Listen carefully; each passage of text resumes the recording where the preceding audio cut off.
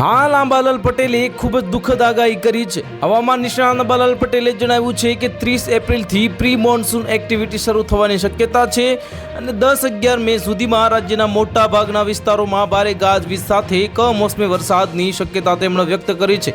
આ દરમિયાન ભારે પવનથી બાગાયતી પાકોને અસર થવાની પણ શક્યતા છે।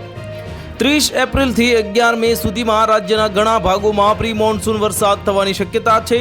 3 મેથી ઉત્તર ગુજરાત, સૌરાષ્ટ્ર, કચ્છ અને મધ્ય ગુજરાતના વાતાવરણમાં પલટો આવવાની શક્યતા વ્યક્ત કરાઈ છે અને અંબાલાલ પટેલની આગાહી અનુસાર રાજ્યના મોટા ભાગમાં ભારે પવન ફૂંકાશે અને બાગાયતી પાકને નુકસાન થવાની શક્યતા પણ તેમણે વ્યક્ત કરી છે। આ આંબાના મોર ખરવાથી શક્યતા પણ વ્યક્ત કરાઈ છે અને હાલ તો સમગ્ર રાજ્યમાં કાળઝાળ ગરમીનો કહેર જોવા મળી રહ્યો છે અને રાજ્યમાં કાળઝાળ ગરમીનો પારો સતત વધી રહ્યો છે અને આગ વરસાવતી ગરમીમાં ગુજરાત શેકાઈ રહ્યું છે।